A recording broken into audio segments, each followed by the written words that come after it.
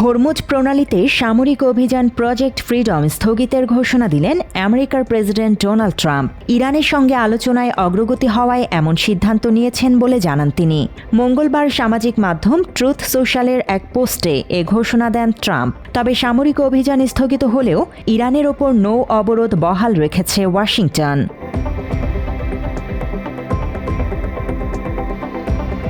Hormuz প্রণালীতে আটকে পড়া আন্তর্জাতিক জাহাজগুলোকে উদ্ধারের লক্ষ্যে সোমবার প্রজেক্ট ফ্রিডম নামে সামরিক অভিযান শুরু করে আমেরিকা।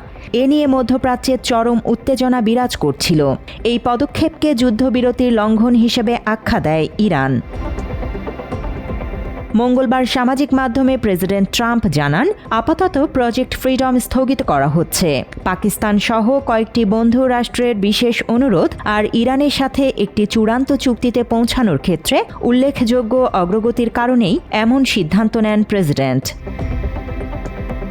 তবে অভিযান স্থগিত মানেই ইরানকে ছাড় দেয়া নয়। প্রেসিডেন্ট ট্রাম্প স্পষ্ট করে বলেন, ইরানের বন্দরগুলোতে আমেরিকার নৌ অবরোধ আগের মতোই কঠোরভাবে কার্যকর থাকবে।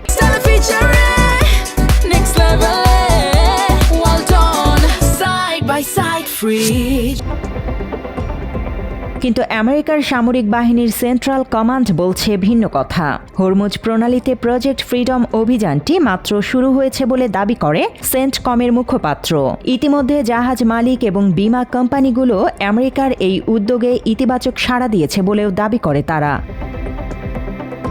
এর আগে আমেরিকার পররাষ্ট্রমন্ত্রী মার্কো রুবিও বলেন, ইরানের বিরুদ্ধে যুদ্ধের আক্রমণাত্মক পর্যায় শেষ হয়েছে। এখন হরমুজ প্রণালীতে প্রজেক্ট ফ্রিডম পরিচালনা করছে তার দেশ। এমনকি হরমুজে প্রজেক্ট ফ্রিডম চালিয়ে যেতে প্রেসিডেন্ট ট্রাম্পের কংগ্রেসের অনুমোদনের প্রয়োজন নেই বলেও উল্লেখ করেন তিনি।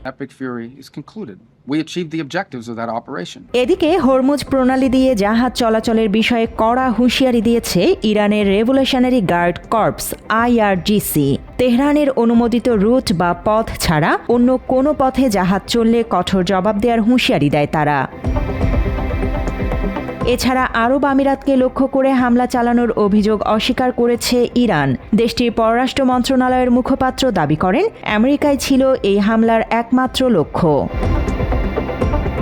যেখানে প্রেসিডেন্ট বলছেন অভিযান স্থগিত, সেখানে সামরিক বাহিনী বলছে অভিযান চলমান। আর পররাষ্ট্রমন্ত্রী বলছেন এটি চলমান রাখতে কংগ্রেসের অনুমোদনের প্রয়োজন নেই। আসলে ইরান প্রসঙ্গে স্বয়ং আমেরিকাই যে অভ্যন্তরীণ কোন্দলের মধ্য দিয়ে যাচ্ছে, এই ভিন্নমুখী বক্তব্যই তার প্রমাণ, এমনটাই মনে করছেন বিশ্লেষকরা। News desk, Bangla addition.